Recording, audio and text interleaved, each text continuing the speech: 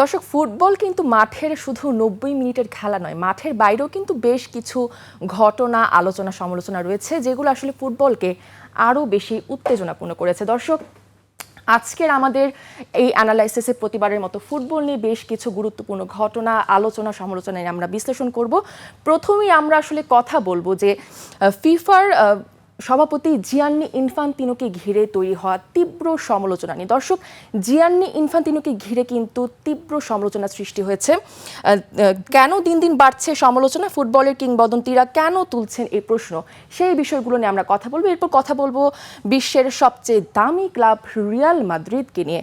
দর্শক, Real Madrid কিন্তু শুধু মাঠের সাফল্যের শীর্ষেই নয়, তারা কিন্তু ব্যবসায়িক দিক থেকেও সবার থেকে এগিয়ে, এবং কিভাবে রিয়াল এত এগিয়ে সেই বিষয়গুলো নিয়ে আমরা কথা বলবো। এরপর একটু কথা বলবো বাংলাদেশের ফুটবল প্রেমীদের সব থেকে আগ্রহের যে বিষয়টি, আসলে বাংলাদেশে ব্রাজিলের প্রীতি ম্যাচের একটি সম্ভাবনা কিন্তু রয়েছে, এবং একটি গুঞ্জন কিন্তু রয়েছে বাংলাদেশ হয়তো বাংলাদেশে আসবে এবং একটি প্রীতি ম্যাচ তারা খেলবে। সেই বিষয় নিয়ে আমরা কথা বলবো। দর্শক, প্রথমেই কথা বলবো জিয়ান্নি ইনফান্তিনোকে ঘিরে। দর্শক, জিয়ান্নি ইনফান্তিনোকে নিয়ে কিন্তু সমালোচনা নতুন কোনো বিষয় নয়। তাকে নিয়ে কিন্তু ইদানিং দেখতে পাচ্ছি বেশ কিছু সমালোচনা রয়েছে, এবং তার নেতৃত্ব নিয়ে কিন্তু বেশ প্রশ্ন উঠেছে ফুটবল প্রাঙ্গণে। এবং বেসরকারি বিনিয়োগকারীদের কাছে বিশ্বকাপ সহ ফিফার বড় টুর্নামেন্ট আয়োজনে অংশীদারিত্ব বিক্রি করার পরিকল্পনা ফাঁস হয়, যার মাধ্যমে কিন্তু তীব্র সমালোচনার মুখে ইনফান্তিনো শেষ পর্যন্ত সেই পরিকল্পনা থেকে সরে এলেও ঝড় কিন্তু থামেনি। দর্শক, কয়েকজন ফুটবলার মিলে কিন্তু যৌথ বিবৃতি দিয়েছেন। তাদের দাবি, বর্তমান নেতৃত্বের অধীনে ফুটবল তার মূল আদর্শ থেকে দূরে সরে যাচ্ছে। বিবৃতিতে যা বলা হয়েছে, কোটি কোটি ভক্তের মনে যে শঙ্কা রয়েছে, আমাদের মধ্যেও একই শঙ্কা কাজ করছে।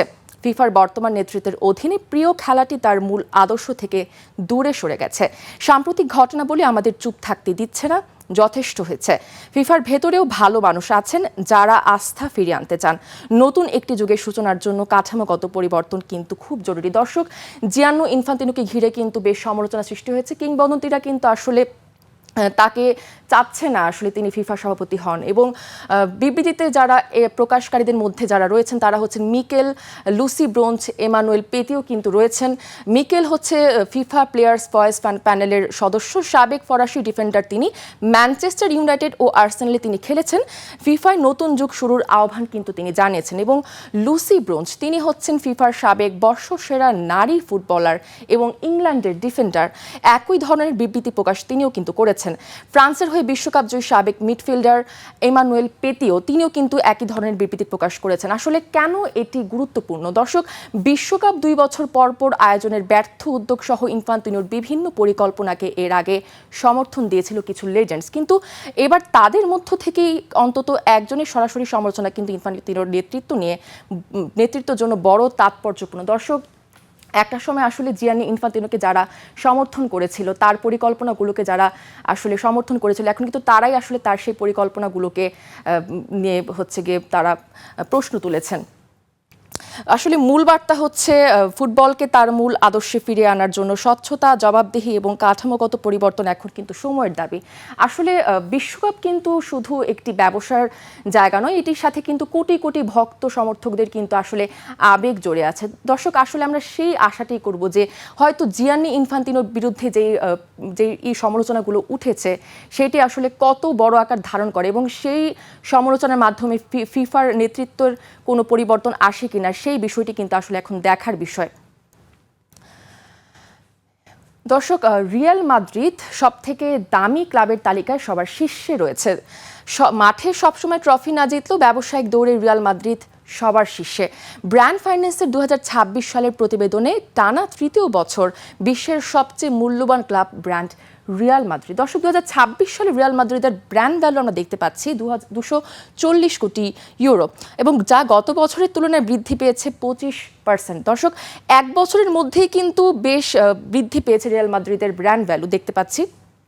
এবং বিশ্বের সবচেয়ে দামি ফুটবল ক্লাবগুলো যদি আমরা একটু দেখি, রিয়াল মাদ্রিদের পরে কিন্তু দেখতে পাচ্ছি বার্সেলোনা রয়েছেন। 227.60 কোটি ইউরো হচ্ছে তাদের ব্র্যান্ড ভ্যালু। আমরা আসলে যারা ফুটবল ভক্তরা আছি, যারা কিন্তু ছোটবেলা থেকেই রিয়াল মাদ্রিদ বার্সেলোনার খেলা দেখে বড় হয়েছি এবং ফুটবলের প্রতি ভালোবাসাটাও কিন্তু আসলে রিয়াল মাদ্রিদ বার্সেলোনার খেলা দেখে কিন্তু আমাদের হয়েছে এবং সেই মেসি রোনালদোর সেই যুগটিকে কিন্তু আসলে ফুটবল প্রেমীদের জন্য একটি স্বর্ণযুগ বলা হয়। এবং মেসি রোনালদোর পাশাপাশি কিন্তু আরো অনেক বড় বড় ফুটবল তারকারা কিন্তু বার্সেলোনা, রিয়াল মাদ্রিদে তাদের ফুটবলের জাদু দেখিয়েছেন এবং তারা কিন্তু শুধু তাদের এই ক্লাবগুলোকে তাদের সেই কাঙ্ক্ষিত ট্রফি কিন্তু এনে দেয়নি, তারা কিন্তু তাদের ব্র্যান্ড ভ্যালু বাড়িয়েছেন। এবং তৃতীয় অবস্থানে দেখতে পাচ্ছি এই তালিকায় আর্সেনাল রয়েছে। 177.20 কোটি ইউরো হচ্ছে তাদের ব্র্যান্ড ভ্যালু বর্তমানে। বায়ার্ন মিউনিক রয়েছে চতুর্থ অবস্থানে। পিএসজি, ম্যানচেস্টার সিটি, লিভারপুল সহ আরও অনেক বড় বড় ক্লাব রয়েছে এই তালিকায়। আসলে কেন এই ক্লাবগুলো এতটা এগিয়ে? মূল কারণ হচ্ছে আধুনিক স্টেডিয়াম, বড় বড় স্পন্সরশিপ চুক্তি, বিশ্বব্যাপী ভক্ত, ব্র্যান্ড জনপ্রিয়তা, জার্সি বিক্রি, মার্চেন্টাইজিং, মাঠের সাফল্য ও ট্রফি জয় আসলে এই ক্লাবগুলোকে এতটা এগিয়ে রেখেছে। মাঠে সবসময় সেরা না হলেও ব্যবসা, ব্র্যান্ড ও ভক্তদের ভালোবাসা রিয়াল মাদ্রিদ এখনও বিশ্ব ফুটবলের রাজা। দর্শক, রিয়াল মাদ্রিদের কিন্তু সারা পৃথিবীব্যাপী কিন্তু অনেক ভক্ত সমর্থক রয়েছে এবং তাদের স্পন্সরশিপ এবং হচ্ছে গিয়ে তাদের আধুনিক যে ফুটবল মাঠ, সেগুলো কিন্তু আসলে তাদের ব্র্যান্ড ভ্যালুকে বাড়িয়ে দিয়েছে। এবার একটু কথা বলবো বাংলাদেশের ফুটবল প্রেমীদের সব থেকে আগ্রহের যে বিষয়টি বর্তমানে রয়েছে, সেটি হচ্ছে বাংলাদেশে ব্রাজিল দলের আসার একটি গুঞ্জন কিন্তু বর্তমানে রটেছে যে হয়তো বাংলাদেশে ব্রাজিল দল আসবে, তাদের সাথে একটি প্রীতি ম্যাচ খেলবে। সেই গুঞ্জনটি নিয়ে আমরা একটু কথা বলবো। এখানে যদি আমরা একটু সরকারের অবস্থানের কথা যদি একটু বিশ্লেষণ করি, সরকার কিন্তু সরাসরি এই ম্যাচ আয়োজনের জন্য টাকা খরচ করতে চাইছে না। ক্রীড়া প্রতিমন্ত্রী জানিয়েছেন বর্তমান পরিস্থিতিতে বড় অঙ্কের অর্থ ব্যয় করার পরিকল্পনা কিন্তু তাদের বর্তমানে নেই এবং এখনই আসলে বলা যাচ্ছে না যে ব্রাজিলের বাংলাদেশ সফর বাতিল হয়ে গেছে। বিষয়টি এখনো আলোচনা চলছে। মূল সমস্যা হচ্ছে ম্যাচের খরচ এবং এখানে স্পন্সরদের ভূমিকা কিন্তু বেশ গুরুত্বপূর্ণ। স্পন্সরদের ভূমিকা যদি আমরা একটু দেখি, আসলে বড় কোনো প্রতিষ্ঠান যদি এগিয়ে আসে, একটি বড় অংশে যদি তারা সরকারের সাথে যদি সাহায্য করে, সেই বিষয়টি কিন্তু তাহলে কিন্তু সরকারের উপর কিন্তু চাপ কিছুটা কমবে। এতে ম্যাচটা আয়োজন করাও কিন্তু অনেক সহজ হবে দর্শক। এবং আসলে ব্রাজিল যদি বাংলাদেশে আসে, বাংলাদেশের আসলে কী লাভ হবে?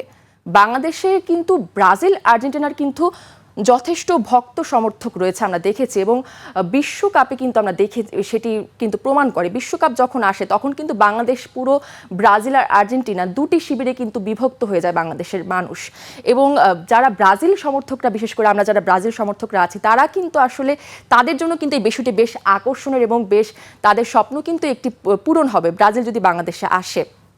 এবং প্রথমত দেশের ফুটবল প্রেমীদের জন্য অসাধারণ একটি অভিজ্ঞতা এটি হবে এবং দ্বিতীয়ত আন্তর্জাতিক ফুটবলে বাংলাদেশের পরিচিতি আরও বাড়বে এবং দেশে ফুটবল নিয়ে নতুন করে আগ্রহ তৈরি হবে।